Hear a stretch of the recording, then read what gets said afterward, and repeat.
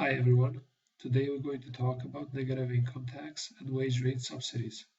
These days, the government works to lift people out of poverty by means of subsidized housing, grants, tax deductions, tax credits, and hundreds of programs targeting different needs. Some economists have questioned the need and the efficacy of these targeted efforts. One way of doing so would be to implement a negative income tax and wage rate subsidies. First, let's explain what we mean by negative income tax.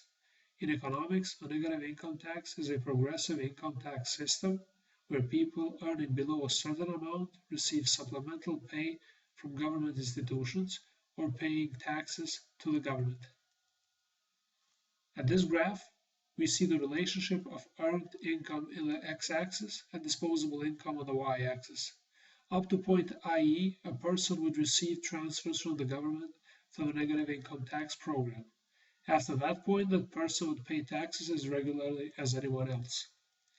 Such a system has been discussed by economists but never fully implemented. To simplify it further, let's take an example. If the threshold for positive tax liability for a family of four was, say, $10,000, a family of $8,000 of annual income, given a negative tax of 25%, would receive a check from the Treasury worth of $500. In contrast, with wage rate subsidies where the full amount will be compensated, here it is compensated only 25% of the difference between $10,000 and $8,000, which is $2,000.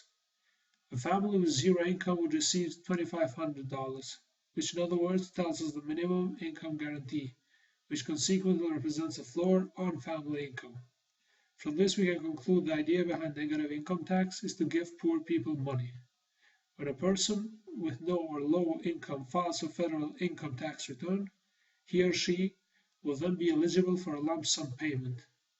But like with every other welfare program, we have pros and cons of this program. Supporters of NIT say it would provide much needed help to people who are currently living below the poverty line. Some also argue that it is not so great at boosting workers' wages. This has led critics to conclude that the mechanism that rewards low and middle income workers for their hard work are not working. Wages aren't rising, the unemployment is still with us, but that's where NIT kicks in and helps those in need. In comparison with supporters of NIT, the critics argue that it could discourage people from seeking or keeping jobs. Other negatives of NIT are that it might discourage work by establishing some minimum income. It will be very costly for the government, and that it's not universal, but depends on how much people work. Another government program that intends to lift people out of poverty is also the wage rate subsidy. While there have been concerns that transfer programs will lead to work disincentive effects, another way to support the income of the working poor and provide them with incentives to work is through the wage rate subsidies. This would eliminate the minimum wage rate legislation, which means there would be no floor on the wages as there currently is.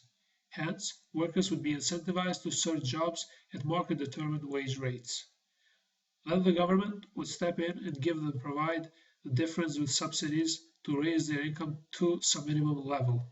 This subsidy would vary with the hours worked and would be phased out as the worker's hourly wage rate increased. Say, for example, we have a worker named Mustafa, and he works at Toff and Associates. He earns a $2 an hour wage. In addition to that, he receives a subsidy of $1.5 an hour. This means that he goes home with $3.5 an hour, even though his contract with Toff and Associates says that he only earns $2 per hour. This provides Mustafa with the incentive to get promoted and move to a higher paying job. Certainly, as his wage increases, the subsidy would have to be phased out at some reasonable level of wages to keep the cost of the plan down and not finance Mustafa for life.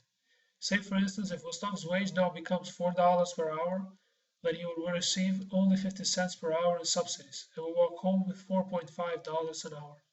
If Mustafa's wage were to become $5 per hour, then the wage rate subsidy would have been phased out. Not bad for Mustafa. An obvious advantage of wage rate subsidies is that it directly increases the wages and mainly it encourages people to work. They get the subsidy only if they work, which is good for them and the society. All in all, whether negative income tax or wage rate subsidy, both are worthy alternatives to consider helping the less privileged in society.